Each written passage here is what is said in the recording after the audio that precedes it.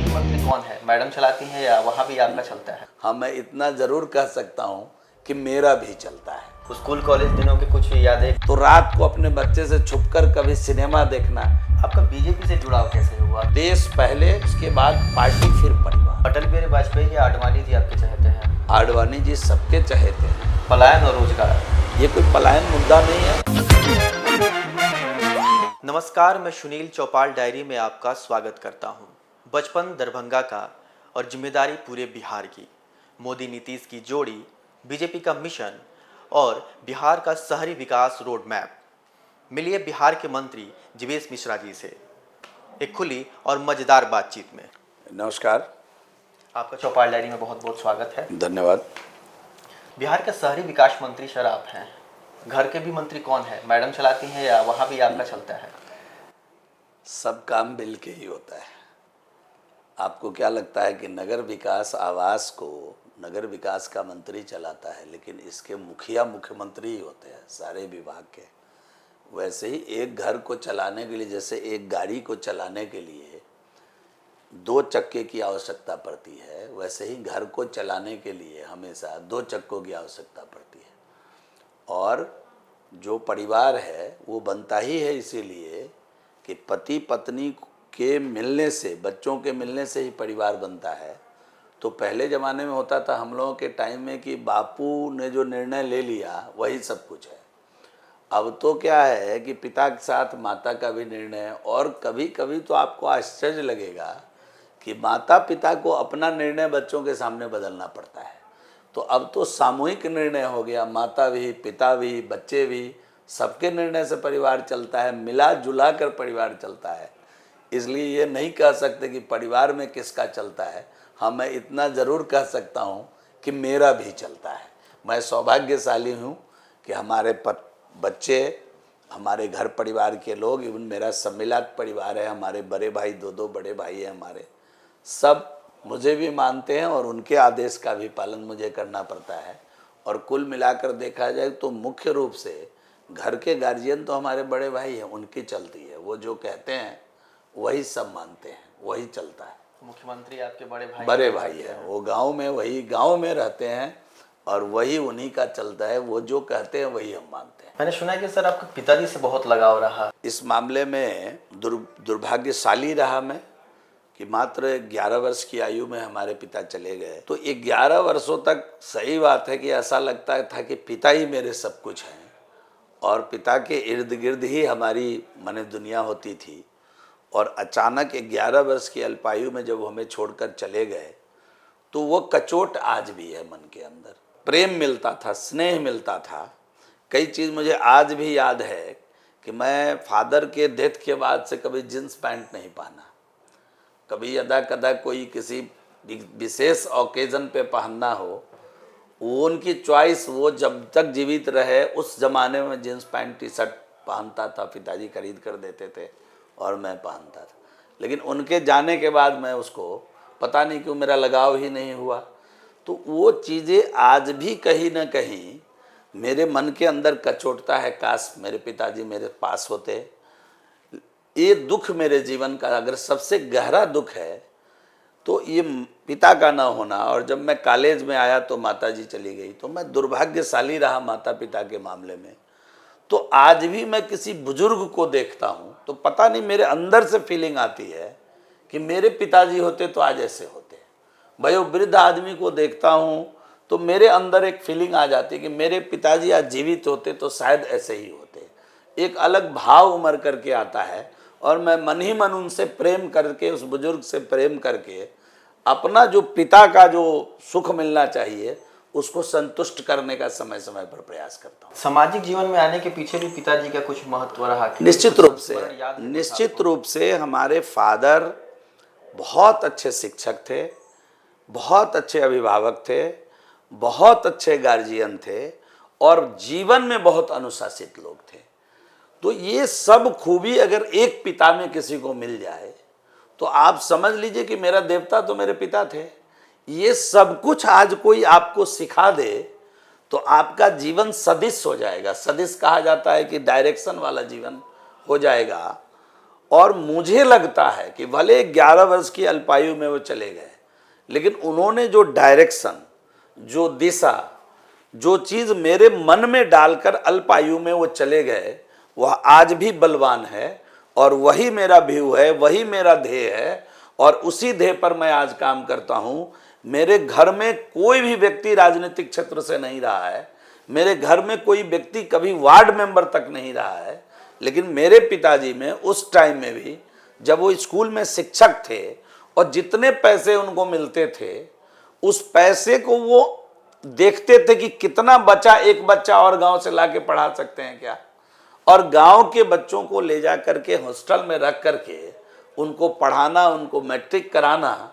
उस जमाने में हमारे गांव में matric pass, inter pass, graduate लोग मिलते थे। इसमें हमारे पिताजी की बहुत बड़ी भूमिका थी। वो स्वयं उस जमाने के डबल एमए थे और इसका एक दूरगामी प्रभाव शिक्षा के क्षेत्र में मेरे पूरे गांव पर पड़ा। और ये जो गुण था कि कुछ पैसे बच गए, एक बच्चा और पढ़ सकता है, उसको एडजस्ट करके लाना और पढ़ाना, कहीं ना कहीं वो गुण आज मैं समझता हूं कि मैं उसका कुछ अंश ग्रहण कर कर राजनीतिक जीवन में सेवा भाव से आया, वरना मुझे आने की क्या जरूरत थी। कुछ लोग तो गोल्डन स्पून लेके पैदा हुए हैं, उनके दादाजी पॉलिटिशियन थे, उनके पिताजी पॉलिटिशियन थे, वो आज राजनीति में आकर अपने को स्थापित करना चाहते हैं क्योंकि वो पॉलिटिशियन खानदान से हैं। मैं तो किसी पॉलिटिशियन खानदान से नहीं था, मैं तो एक शिक्षक का, शानदार जानदार शिक्षक का पुत्र होने के नाते, किसान परिवार में पैदा होने के नाते अगर मैं निश्चय करके समाज सेवा में आया हूँ, दुनिया की सभी सुख सुविधा जब ईश्वर मेरे हवाले कर दिए, उसके बाद मैं निर्णय लेकर अगर राजनीति में आया, समाज सेवा में आया, तो इसके पीछे एक बड़ा ध्येय है, एक बड़ा यज्ञ है, एक बड़ा हवन है जो यज्ञ के लिए करना है, और वो धीरे धीरे मैं कर रहा हूँ। बचपन में आपने सोचा था कि सामाजिक जीवन से राजनीतिक जीवन में आएंगे, या इसके क्या पीछे कहानी? या निश्चित रूप से जब हम छात्र जीवन में भी थे, कहे ना कि समाज सेवा मैंने अपने पिता से मैंने ग्रहण किया, और वह भाव जब बलवान होता चला गया, पिता तो नहीं रहे लेकिन भाव मन के अंदर जीवित रहा और बलवान होता चला गया धीरे धीरे। तो जब मैं विद्यार्थी जीवन में था तो अखिल भारतीय विद्यार्थी परिषद जैसे अनुशासित छात्र संगठन से जुड़ने का मुझे अवसर मिला, और जब मैं उससे जुड़ा तो मुझे बहुत कुछ सीखने का अवसर मिला, और उसके कारण और समाज के प्रति दायित्व किस प्रकार होना चाहिए छात्रों का, समाज के प्रति लोगों का दायित्व क्या होना चाहिए, विद्यार्थी परिषद और संघ, राष्ट्रीय स्वयंसेवक संघ से सीखने का अवसर मिला। और मैं दोनों को धन्यवाद कहना चाहता हूं कि जिसने मुझे तराशने का काम किया, और मुझे आज खुशी है कि इस दोनों संस्था के कारण, अखिल भारतीय विद्यार्थी परिषद और राष्ट्रीय स्वयंसेवक संघ के कारण सेवा भाव भी उत्पन्न हुई, और उस सेवा भाव के कारण मैं सामाजिक जीवन के पहले अपने पर्सनल जिंदगी को मजबूत करने के बाद मैंने निर्णय लिया कि मुझे सामाजिक जीवन में जाना है, लोगों का सेवा करना है, जो मुझे मेरे पिता से विरासत में मिला। अखिल भारतीय विद्यार्थी परिषद में ही आपकी नींव पड़ी राजनीतिक जीवन में? निश्चित रूप से विद्यार्थी परिषद में तो छात्र के हित और छात्र की भलाई को लेकर समय समय पर आवाज उठाता था, लड़ता था, आंदोलन करता था। आंदोलन वहीं से सीखा, बात रखना वहीं से सीखा, न्याय के लिए बोलना वहीं से सीखा, ज्ञान भी कुछ वहाँ से अर्जित किया, अनुशासन वहाँ से सीखा, यूनिटी वहाँ से सीखी। तो उसको लेकर आगे बढ़ने का अवसर अगर अखिल भारतीय विद्यार्थी परिषद से सीखने के बाद मिला, तो निश्चित रूप से आज उस सार्थकता को राजनीतिक जीवन में भी प्रमाणित करने का प्रयास कर रहे हैं। को आप कितना मिस करते हैं? कुछ ऐसी घटना, कुछ ऐसे संस्मरण याद है जो अब आज भी सोच के आप मुस्कुरा? देखिए, दरभंगा हमारे पिताजी 11 साल में दुनिया से चले गए, और ख्वाब बड़ा था, सपने बड़े थे। मेरे घर में 71 में रेफ्रिजरेटर होता था। कोई आदमी, और उसके बाद वो कहते हैं ना कि अमीरी के कब्र पर पनपी हुई गड़ी हुई बड़ी जहरीली होती है। तो 71-72 में जिसके घर में फ्रिज रहा हो, ऐसो आराम की सब सामग्री रही हो, वह व्यक्ति 85 आते आते, 90 आते आते हैंड टू माउथ अगर वो परिवार हो गया हो, तो परिवार ने संघर्ष देखा है, हमने संघर्ष देखा है। और 11 वर्ष के बाद जैसे ही इंटरमीडिएट मैंने किया, पढ़ाई करके अपने परिवार अपने प्रियजनों के सहयोग से मैट्रिक किया, इंटर किया। इंटर के बाद से मैं लगातार ट्यूशन पढ़ा करके छोटे छोटे बच्चों को दरभंगा में होली क्रॉस एक विद्यालय है, उनके बच्चों को पढ़ा करके उनके घर जाके उनको ट्यूशन दे करके अपने ग्रेजुएशन को पूरा किया। तो दरभंगा तो अद्भुत है, दरभंगा तो द्वार बंग है और आज भी दरभंगा अद्भुत है। दरभंगा तो ऋषि मुनियों और विद्वानों की धरती है। तो दरभंगा का तो स्पर्श मात्र से मनुष्य धन्य हो जाता है। उस दरभंगा में मुझे रहने का अवसर मिला, पढ़ने का अवसर मिला, तो मैं दरभंगा को धन्यवाद कहता हूँ। पढ़ाई में शुरू से मेधावी थे आप। स्कूल कॉलेज दिनों की कुछ याद है आपको कि कुछ ऐसा? बुरा नहीं था, मेधावी था, ये बात तो मैं कैसे कह सकता हूँ, लेकिन बुरा नहीं था ये मैं ज़रूर कह सकता हूँ कि पढ़ाई ठीक से कर रहे थे। चूँकि मुझे मालूम था कि मेरे जीवन में मेरा पढ़ाई ही काम आएगा, माता पिता मेरे पास है नहीं और 3 भाई में सबसे छोटा था मैं, और संजोग से उस समय तक सभी भाई मेरे बेरोजगार थे, दोनों बड़े भाई बेरोजगार थे। तो आप समझ सकते हैं कि परिवार की स्थिति क्या रही होगी। और मैं एकदम छोटे किसान परिवार से आता हूँ, ज़मीन भी नहीं थी तो बहुत कम ज़मीन में गुजारा करना पड़ता था। तो ये सब देख करके मैंने निर्णय लिया कि मैं दरभंगा शहर जा कर के बच्चों को तो चूँकि मेरा थोड़ा पठन पाठन ठीक था, तो मुझे कॉन्फिडेंस था कि मैं जा कर के वहाँ बच्चों को ट्यूशन पढ़ा कर पढ़ सकता हूँ। तो हमारी फिजिक, हमारा शक्ल, हमारा उम्र देख के कई बार तो बहुत गार्जियन को यकीन ही नहीं होता था कि ये पढ़ा पाएंगे, ये टीचर हैं। लेकिन उनको कॉन्फिडेंस में लेने के बाद जब बच्चों को मैं पढ़ाना शुरू किया तो बहुत अच्छा नाम भी हुआ हमारा। उस समय भी मैं घर की ट्यूशन से निकलकर कोचिंग तक का सफ़र तय किया। तो दरभंगा से कई यादें जुड़ी हुई है। सुबह ट्यूशन जाके पढ़ना, फिर पैदल जा कर के टेम्पो में बैठना, फिर कोचिंग में पहुंचना, फिर एक गिलास सत्तू पीकर 12 बजे तक रहना, ये सब मतलब वो चीज़ जीवन का मतलब अद्भुत अनमोल क्षण है कि आज उसको याद करता हूँ तो मुझे लगता है कभी बच्चों को ट्यूशन पढ़ाता था। इंटरटेनमेंट का तो साधन उस समय कुछ था नहीं, मोबाइल तो थी नहीं उस ज़माने में। तो रात को अपने बच्चे से छुपकर कभी सिनेमा देखना कि कोई बच्चा देख न ले, मुंह ढक करके। आज मास्क आया है, उस ज़माने में चादर का मास्क बना करके रात के अंधेरे में 9 से 12 कभी इच्छा हो गई, अच्छा फिल्म आ गया तो उसको जाकर देखना। तो ये सब तो गुदगुदाने वाली बात है कि जीवन में इन चीज़ों को अगर लिखा जाए तो हम समझते हैं कि ये अद्भुत है, अनमोल है, इसको कोई दे नहीं सकता है, वह क्षण फिर आ नहीं सकता है। भले ही उस क्षण में संघर्ष टिका हुआ था, लेकिन उस संघर्ष का भी अपना मजा था जो आज भी जिसको याद करके मन रोमांचित होता है। सिनेमा को लेकर मैं आगे सवाल पूछने वाला था, लेकिन अभी आपने जिक्र कर ही दिया है। तो आपके चहेते कलाकार कौन हैं? अब एक ही नाम है, एक ही नाम है, जब तक वो रहेंगे वही नाम है, अमिताभ बच्चन।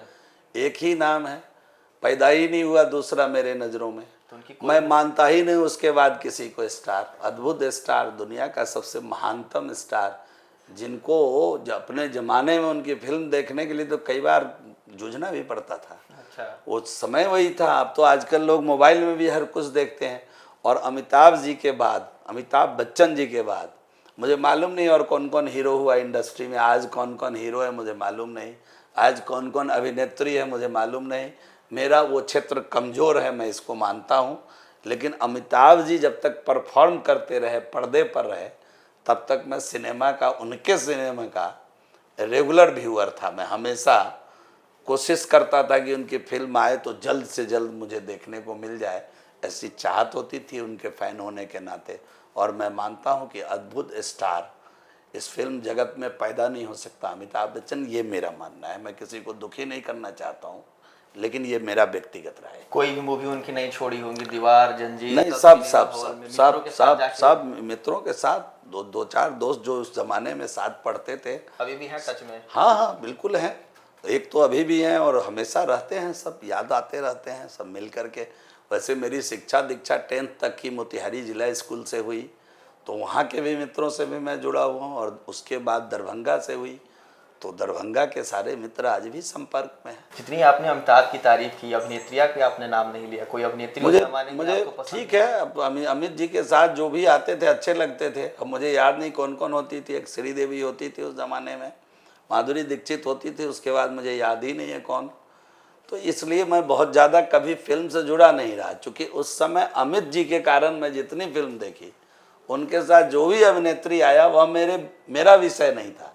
अमिताभ बच्चन मेरे विषय होते थे, उन्हीं के लिए वो जिस फिल्म में आते थे उसको मैं देखता था। मैं ये पता भी नहीं करता था कि उनकी अभिनेत्री, उनकी नायिका इस फिल्म में कौन है, मैंने कभी पता नहीं किया। मैं ऑनेस्टली कह रहा हूँ आपको ये बात, कि मैं ये जाना भी नहीं कि इसके अंदर कौन है, पर्दे पर जाकर दिखता था कि ये अभिनेत्री है। अभी समय मिलता है आपको मूवी देखने के लिए? नहीं मिल पाता है, ऑनेस्टली बता रहा हूँ, नहीं मिल पाता है। कई बार तो न्यूज़ देखने के लिए भी मोबाइल का सहारा लेना पड़ता है। आपका बीजेपी से जुड़ाव कैसे हुआ? अखिल भारतीय विद्यार्थी परिषद के बाद हुआ या उससे पहले बीजेपी के विचारधारा से आप प्रभावित थे? निश्चित रूप से अखिल भारतीय विद्यार्थी परिषद में रहने के कारण और भारतीय जनता पार्टी की जो विचारधारा थी, भारतीय जनता पार्टी का जो सिद्धांत था, देश की एक पहली पार्टी थी भारतीय जनता पार्टी, जो सामने आकर कहती थी कि मेरे लिए राष्ट्र प्रथम है, जिसकी बुनियादी बात थी कि राष्ट्र प्रथम, देश पहले,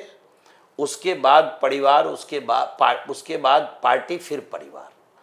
तो जो पार्टी राष्ट्र को प्रथम मानकर चलती हो, जिसके लिए राष्ट्र सब कुछ हो, मेरे लिए वही ठिकाना हो सकता है, अन्यत्र मैं कहीं जा नहीं सकता था। इसलिए मैं भारतीय जनता पार्टी को ज्वाइन किया और लगातार भारतीय जनता पार्टी की सेवा करता रहा। 1998 तक मैं अखिल भारतीय विद्यार्थी परिषद में एक्टिवली काम किया। उसके बाद मैं भारतीय जनता पार्टी का प्राइमरी मेंबर हो गया और 2002 से सक्रिय सदस्य के तौर पर मैं भारतीय जनता पार्टी का काम कर रहा हूँ। छोटे से सिपाही होने के नाते पार्टी आज भी कोई काम अगर देती है तो उसको छोटे कार्यकर्ता के नाते मैं मन से करता हूँ। अटल बिहारी वाजपेयी या आडवाणी जी आपके चाहते हैं? सब चाहते हैं। अटल जी सबके चाहते हैं, आडवाणी जी सबके चाहते हैं। इसलिए आप इस बातों में ये कह के कि अटल जी की, आडवाणी जी, हमारे सभी नेता हमारे चाहते हैं। हम किसको कम किसको ज़्यादा कह सकते हैं? अटल जी तो भारतीय जनता पार्टी के जान प्राण रहे हैं, आडवाणी जी तो भारतीय जनता पार्टी के रीढ़ रहे हैं। तो इसलिए हम इस विभेद नहीं कर सकते, प्राण वायु को और प्राण में विभेद करके हम भारतीय जनता पार्टी में इसको रख नहीं सकते हैं। हमारे लिए सब प्रिय हैं और सब आदरणीय हैं। पहली आपको जिम्मेदारी मिली तो उस समय कैसा लगा था आपको और क्या वो जिम्मेदारी थी? देखिए, मैं सक्रिय सदस्य के नाते पार्टी बूथ पर कुछ कार्य देती है चुनाव के समय। आज तो बहुत एक्सरसाइज पार्टी कर रही है। उस समय सक्रिय सदस्य की एक सूची बनती थी और चुनाव के साल में उनको कुछ कुछ काम बूथ स्तर पर दिया जाता था। तो अच्छा लगता था कि इस पार्टी के लिए काम करना है। 91 में मुझे याद है कि हम पोस्टर चिपका रहे थे। एक पोस्टर आया था, भारत माँ के 3 धरोहर, अटल, आडवाणी, मुरली मनोहर। तो उस पोस्टर को मैं चिपका रहा था। गोंद पहले तो वो घर में ही लेई बना करके और हम कार्यकर्ता निकलते थे और दीवार में लेई लगा के उस पर उस कागज़ वाले पोस्टर को चिपका रहे थे।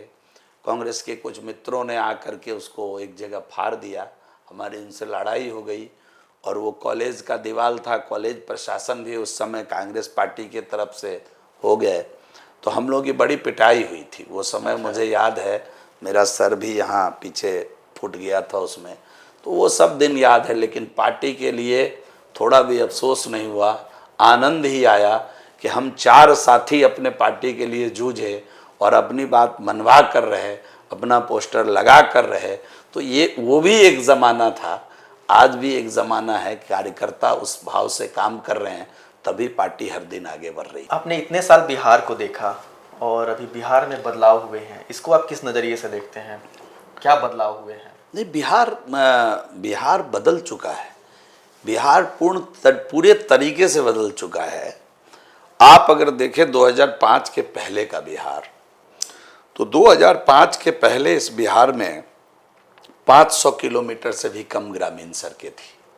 आज बिहार के अंदर 1,17,000 किलोमीटर ग्रामीण सड़क है।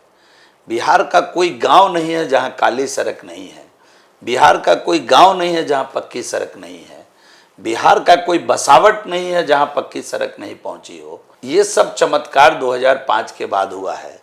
2005 के पहले की अगर बात आप करें तो एक छोटे से मोबाइल को चार्ज कराने के लिए लोग उसको चौराहे पे बाजार में जाकर जनरेटर से चार्ज कराकर घर लाते थे। आपको पता नहीं अनुभव है कि नहीं है, मुझे तो अनुभव है कि उस समय उन दिनों महाभारत चलती थी टीवी पर सीरियल।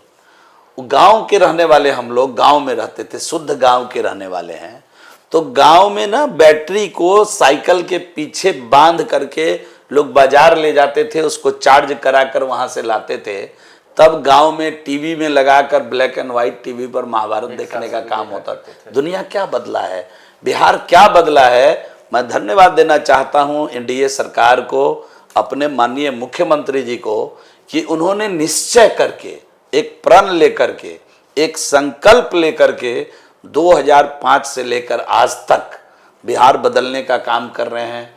और आज अभी प्रगति यात्रा में 50,000 करोड़ से अधिक की राशि स्वीकृत करके जो छूटे हुए काम है उसको स्वीकृत करने का काम बिहार के अंदर किया गया।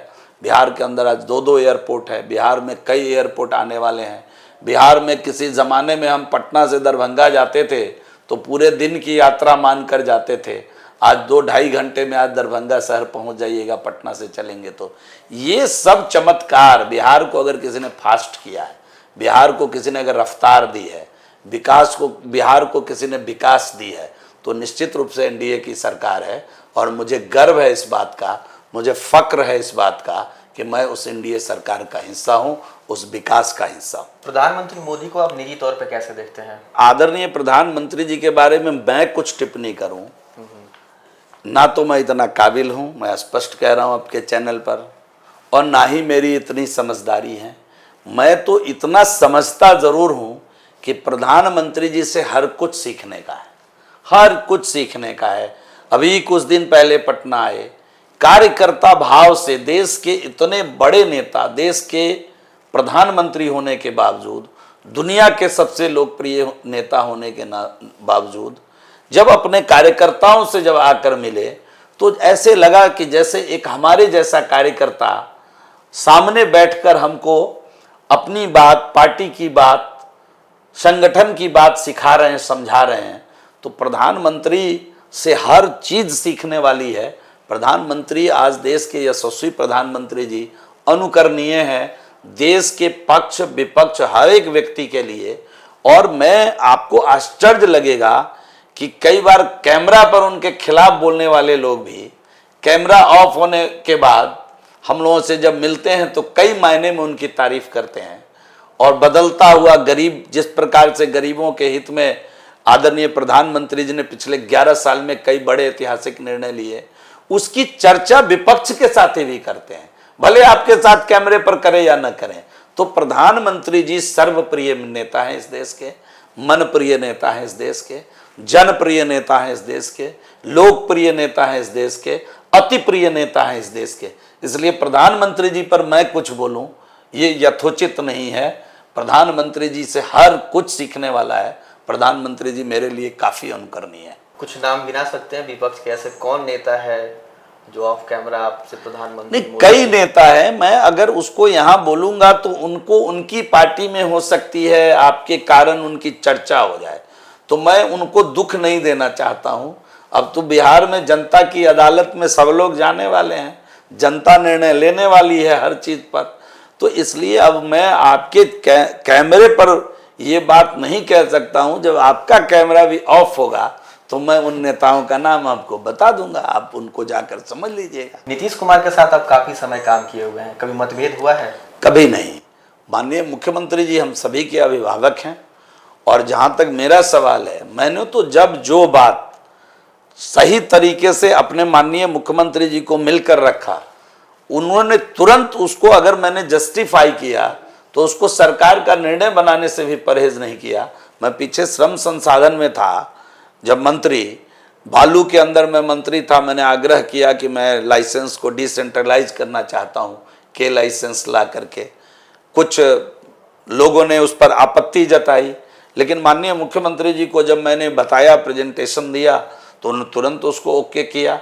और आज उसका फायदा है कि कई के लाइसेंस के कारण बिहार के बहुत सारे लोगों को रोजगार मिला है, फायदा मिला है।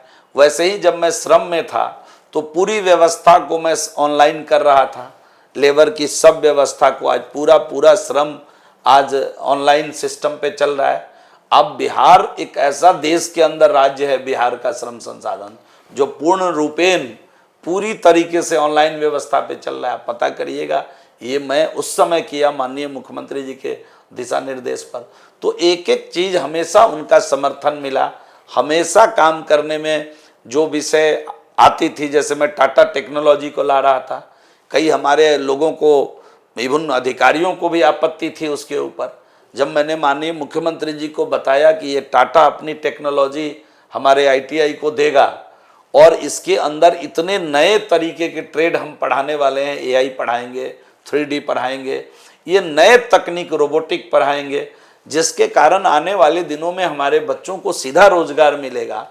तो 1 मिनट में उन्होंने उसको ओके किया और आज मुझे प्रसन्नता है कि मैं ही जब मंत्री था तो टाटा से इस एग्रीमेंट को कराया था और आज बिहार के सभी आईटीआई सेंटर ऑफ एक्सीलेंस में धीरे धीरे तब्दील हो गए।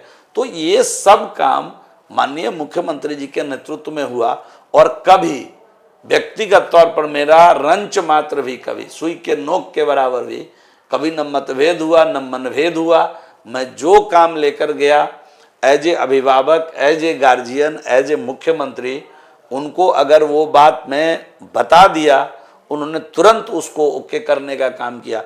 इसलिए हमको तो बड़ा अच्छा अनुभव रहा काम करने का दोनों सत्र में। क्या लगता है कि एनडीए वापसी मजबूती के साथ करेगा? बहुत करेगा तो क्या सीटें आपके संभावना? आप लिख कर रख लीजिए, मैं पूरी जिम्मेदारी के साथ आपके चैनल पर ये बात कह रहा हूं कि आने वाले चुनाव 2025 में एनडीए लगभग 225 सीट जीत कर आएगी। और ये बात भी लिख कर रख लीजिए कि राष्ट्रीय जनता दल की हालत 2010 से भी बुरा होने वाला है। संख्या के चक्कर में मैं नहीं जा रहा हूं, अपनी संख्या जरूर बता रहा हूं आपको कि एनडीए 2025 में 225 सीट जीत कर आएगी और राष्ट्रीय जनता दल की हालत 2010 से भी खराब होने वाला है। ये लिख कर रख लीजिए। कि शहरों का क्या भविष्य है? स्मार्ट सिटी सपना है या साकार होगा? ये स्मार्ट सिटी के अंदर जितने कंपोनेंट थे, 4 शहरों में हम लोगों ने उस पर काम किया। पटना, भागलपुर, मुजफ्फरपुर, इन शहरों पर हमने काम किया। बिहार शरीफ कई योजना पूरी हो गई है, कई योजना उसका पूरा होना है जो अगले 2 महीने में पूरा हो जाएगा। और स्मार्ट सिटी पूरा कर लिया गया प्रोजेक्ट। आने वाले दिनों में बिहार के अंदर हम जितने प्रमंडलीय शहर है, हर जगह हम सैटेलाइट सिटी बनाने जा रहे हैं। ये सपना जरूर पूरा होगा। इसके लिए हम अभी लैंड पुलिंग पॉलिसी ला रहे हैं। बिल्कुल गुड़गांव और नोएडा के तरीके से हम शहर के पैरेलल ये 9 जगह सैटेलाइट सिटी बनाकर एक नया शहर बनाएंगे। तो ये सब काम हम लोग लेकर आए हैं, आने वाले दिनों में इसको करेंगे। पटना का भी आयोजना क्षेत्र तैयार है, पटना का मास्टर प्लान तैयार है, उस पर अच्छे तरीके से आने वाले दिनों में हम काम करने वाले हैं।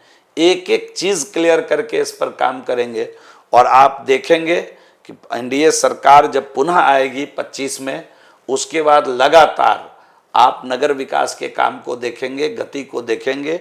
अभी हमारा लक्ष्य इस समय पटना को मेट्रो युक्त शहर बनाने का है और बहुत जल्द पटना को हम मेट्रो युक्त शहर बनाएंगे। आने वाले दिनों में मेट्रो का और विस्तार पटना के अंदर करेंगे और साथ ही साथ बिहार के अन्य 4 शहरों को भी हम मेट्रो के दृष्टिकोण से उसका जायजा ले रहे हैं, अध्ययन कर रहे हैं। वहाँ भी मेट्रो चलाने पर विचार ये सरकार कर सकती है।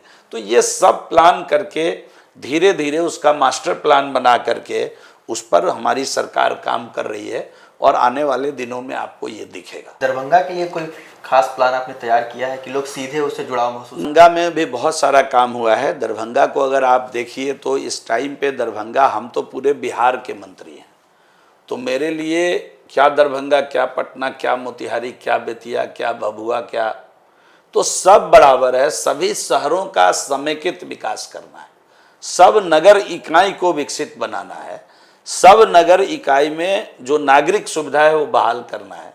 हमारे जनता मालिक किस प्रकार प्रसन्न हो अपने अपने शहर में, उनको क्या क्या सुविधा चाहिए, उसका भी अभी आपका शहर आपकी बात के माध्यम से सीधा जनता मालिक से संवाद करके हम लोगों ने कार्य योजना बनाया है, उसको लिस्ट किया है और आने वाले दिनों में हम लोग उस पर काम करेंगे। बृहद कार्य योजना बना करके उस पर काम करने जा रहे हैं। और जहाँ तक दरभंगा का सवाल है, तो दरभंगा को तो देश के यशस्वी प्रधानमंत्री जी ने पटना के बाद दूसरा एयरपोर्ट दे दिया। जहाँ तक दरभंगा का सवाल है, तो पटना के बाद दूसरा एम्स दरभंगा को मिल गया। दरभंगा का अगर सवाल करेंगे तो आज मखाना बोर्ड बनने जा रहा है। ये सब लाभ पूरे मिथिला को मिल रहा है और दरभंगा शहर भी आने वाले दिनों में एक खूबसूरत शहर के रूप में खड़ा होगा। और अभी तुरंत पटना और दरभंगा में हम जो हमारा जो भूभाग है, कुछ जो अपना नगर विकास आवास का जो अपना बोर्ड है उसका, उस भूभाग के ऊपर हम एकदम multi storage building Noida style में बनाने जा रहे हैं, गुड़गांव स्टाइल में बनाने जा रहे हैं। हम उम्मीद करते हैं कि आने वाले दिनों में एक बड़ी सौगात दरभंगा को मिलेगी इस रूप। विपक्ष का कहना है कि सिर्फ अनाउंसमेंट होते हैं, काम धरातल पर नहीं दिखता। उनको कहिए आंख दिखाने के लिए, अच्छे डॉक्टर से आंख दिखाएं। उनको दिक्कत है आंख में, और हम समझते हैं कि मन भी दिखलाना चाहिए, माइंड भी दिखाना चाहिए। आपको याद है ना वो दिन मोबाइल चार्ज कराने चौराहे पे जाते थे, लालू जी का राज था, राबड़ी जी का राज था। आपको याद है ना वो दिन जो बैटरी पीछे बोड़े में बांधकर चौराहे पे चार्ज कराने जाते थे। आपको याद है ना वो दिन जब बरसात होती थी तो मेहमान हाथ में मिठाई का डब्बा नहीं, गांव में जूता हाथ में लेकर आते थे। आपको याद है ना वो दिन कि गांव में कहीं पक्की सड़कें नहीं मिलती थी। आपको याद है ना वो दिन 2005 के पहले का कि बिजली रानी कभी कभी आती थी, दिखाई दे के चली जाती थी। आज आज आज बिहार 8000 मेगावाट से अधिक बिजली खर्च कर रहा है। तो ये सब चीज़ भूलना नहीं चाहिए। विपक्ष के लोगों को अगर ये चीज़ आज दिख नहीं रहा है, आज ये गंगा पर ब्रिज नहीं दिख रहा है, ये भागता हुआ शहर नहीं दिख रहा है, ये रफ्तार वाला बिहार नहीं दिख रहा है, ये विकास वाला बिहार नहीं दिख रहा है, तो उनको तो यही कहा जा सकता है कि आंख दिखाने की ज़रूरत है। हमारे अच्छे साथी हैं, मन मिजाज भी जांच कराएं, हृदय की भी जांच कराएं, आंख की भी जांच कराएं। हम तो यही कर सकते हैं। एक दो मुद्दा पे हम लोग बहुत काफ़ी पीछे हैं और इसकी हमेशा चर्चा भी होती है, पलायन और रोजगार। इससे कैसे देखिए, पलायन में बिहार में पिछले 20 वर्षों में तेजी के साथ कमी आई है। आप अगर देखेंगे रोजगार सृजन के लिए और रोजगार के लिए इस देश के अंदर इस राज्य के लोग दूसरे राज्य में, दूसरे राज्य के लोग हमारे राज्य में पहले से भी आते रहे। ये हुनर का देश रहा है। अगर मेरे पास किसी चीज़ का हुनर है और उस हुनर के कारण मुझे उत्तर प्रदेश में जगह मिलेगी, तो बिहार के लोग पहले भी उत्तर प्रदेश जाते रहे। उत्तर प्रदेश के लोगों में किसी काम का हुनर है, उसको लेके बिहार में भी लोग आते रहे हैं। अभी भी हमारे इधर जाइएगा तो ईंट भट्टा पे काम करने वाले टेक्निकल स्टाफ सारे उत्तर प्रदेश के होते हैं, मैक्सिमम उत्तर प्रदेश के होते हैं। तो हुनर के कारण पहले भी लोगों का एक राज्य से दूसरे राज्य में आना जाना होता था। पलायन 2005 के पहले थी कि हम घर छोड़कर गए और वहीं घर बना के बच्चों को लेकर रह गए।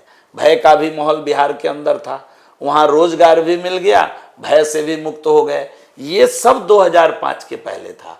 अभी तो पलायन की रफ्तार 2% है। किसी भी राज्य में अगर जाकर देखें तो हर राज्य का 2% लोग इधर उधर भागता है।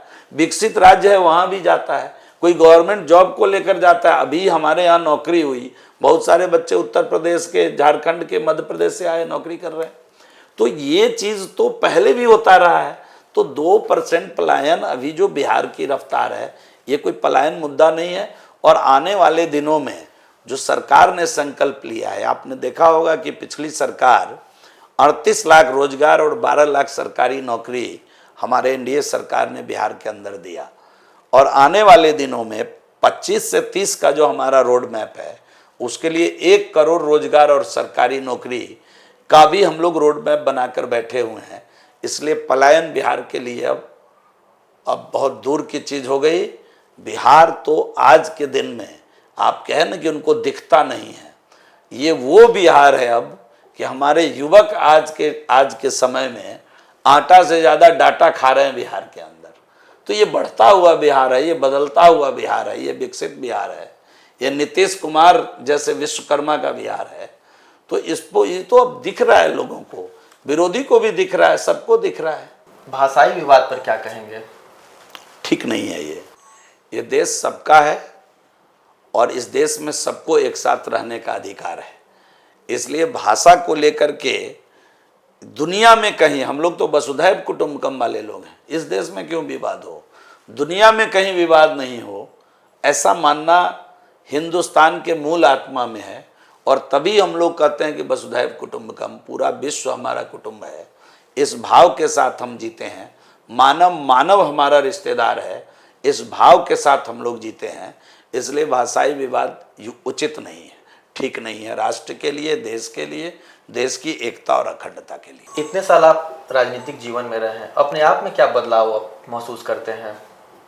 कुछ कह नहीं सकते। अपने आप का बदलाव तो बाहर वाले लोग बताएंगे, अपने आप का बदलाव समझना थोड़ा कठिन है, क्योंकि बदलाव बड़ा धीरे धीरे होने वाली प्रक्रिया है, जिसको वाच करके कुछ कहना मैं उतना तकनीकी रूप से स्ट्रांग नहीं हूँ को आपको बता पाऊँ। हाँ, बाहर के साथी बता सकते होंगे, पहले ऐसे थे अब ऐसे हो गए।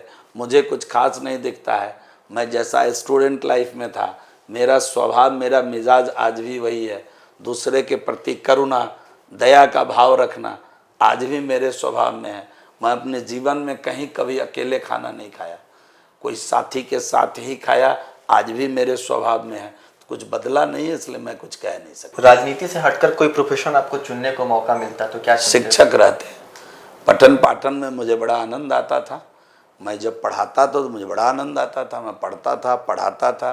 आपको आश्चर्य लगेगा कि जब मैं बीएससी पार्ट 3 का विद्यार्थी था तो मैं पार्ट 1 और पार्ट 2 की पूरी बैच पढ़ाता था ऑर्गेनिक केमिस्ट्री का। तो मुझे आज भी पठन पाठन में बड़ा आनंद आता है। अगर अवसर मिलेगा तो आज भी मैं उसको करना चाहता हूँ। इसलिए अगर राजनीति में ना होता तो मैं पहले भी राजनीति में आ गया, संजोग से, प्रेरणा से। मैं तो पहले भी ईश्वर से प्रार्थना करता था कि हे ईश्वर, मुझे अच्छा शिक्षक बनाना, ताकि मैं दुनिया को बदल सकूं। और शिक्षक ही दुनिया को बदल सकते हैं, शिक्षक ही समाज को बदल सकते हैं, ये मेरा मानना है। सुबह की शुरुआत आपकी कैसे होती है? चाय से, ट्यूटर? चाय पीता ही नहीं हूँ मैं, सुबह की चाय पीता ही नहीं हूँ। चाय मेरे घर में 96 तक बनता ही नहीं था। चाय तो बाद में बनने लगा, और मेरा चाय मुझे पीने के लिए भी बस नहीं कर सकता है। कोई आ गए, आप आ गए, अभी आपके साथ पी लेंगे चाय। चाय न मेरा नशा है, न मुझे वो परेशान करता है। इसलिए सुबह का कोई ऐसा रूटीन नहीं है, मैं किसी से बंधा हुआ नहीं हूँ। मैं जब जैसा तब तैसा, सुबह उठा, जल्दी में निकलना है, अगर क्षेत्र जाना है, कहीं बाहर जाना है, तो रूटीन उस हिसाब से होती है। अगर थोड़ा रिलैक्स है तो अखबार के दर्शन से काम प्रारंभ करते हैं, पानी पीते हैं, अखबार के दर्शन से काम प्रारंभ करते हैं। चाय मेरी आदत में नहीं है, सुबह का चाय मैं नहीं पीता हूँ। कोई गाना जो आप अकेले में गुनगुनाते हो? ऐसा कुछ नहीं है, गाने से कभी मुझे लगाव रहा नहीं। हाँ, लेकिन मैं कृष्ण भजन सुनना पसंद करता हूँ, मुझे अच्छा लगता है। विनोद अग्रवाल जी पहले भजन गाते थे, आज भी उनके भजन उपस्थित हैं। वो तो गोलोकवासी हो गए, तो मुझे अच्छा लगता है, मैं सुनता रहता हूँ। अभी हाल में भगवान राम पर कई भजनें आई हैं, अगर आप सुने तो बहुत आनंद आता है। तो जब अवसर मिलता है, कभी गाड़ी में अकेले रहते हैं, तो उनको सुनने का प्रयास करता हूँ। हाँ, वो सुनता हूँ, अच्छा लगता है। तनाव में रहते हैं तो क्या करते हैं आप? भाई भजन सुनता हूँ, भजन सुनता हूँ। राम जी का नज़र न लग जाए, भजन सुनता हूँ, अच्छा लगता है, बहुत सुंदर लगता है भजन सुनना। हम आपको भी देंगे कुछ भजन, सुनिएगा, आनंद आएगा।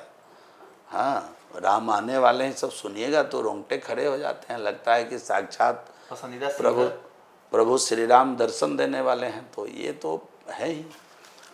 हम तो अगर सिंगर की बात करेंगे तो हम कुमार सानू जी को सुनते रहे हैं, उदित नारायण जी को सुनते रहे। नए में कौन कौन है मुझे मालूम नहीं। अभी कोई लगता है आपको कोई आदत आपको छोड़ने की ज़रूरत है? ये अंतिम सवाल है हमारा। देखिए, मैं इलीगल चीज़ों पर थोड़ा जल्दी गुस्से में आ जाता हूँ। अन्याय के खिलाफ गुस्से में आना, मुझे लगता है कि अभी के समय में इस पर भी थोड़ा सा कंट्रोल होना चाहिए। अन्याय, इलीगल, वो मुझे पसंद नहीं है, और मैं उसको लेकर बचपन से थोड़ा एग्रेसिव रहता हूँ। कुछ गलत हो रहा है तो आप मुझे बुलाते नहीं, मैं खुद उसमें इलीगल के खिलाफ आवाज़ उठाना, अन्याय के खिलाफ आवाज़ उठाना। तो इसको, यही एक मुझे लगता है कि इस पर थोड़ा और नियंत्रण की आवश्यकता है। अभी हम लोग बहुत सारे इशू पे बात किए, निजी जीवन पे बात किए, बिहार में कैसे विकास हो रहा है, शहरी विकास मंत्रालय बिहार के लिए क्या रोड मैप बना रहा है, केंद्र सरकार बिहार को लेकर क्या योजनाएं चला रही है या किस तरीके से बिहार बदलेगा, विपक्ष के कई आरोपों पर भी जवाब हम लोगों ने सुना, क्या पसंदीदा इनके एक्टर हैं, क्या एक्ट्रेस हैं, हर चीज़ पे हम लोगों ने बातचीत की। चौपाल डायरी से बात करने के लिए आपको बहुत बहुत धन्यवाद सर। बहुत बहुत आभार, बहुत बहुत धन्यवाद।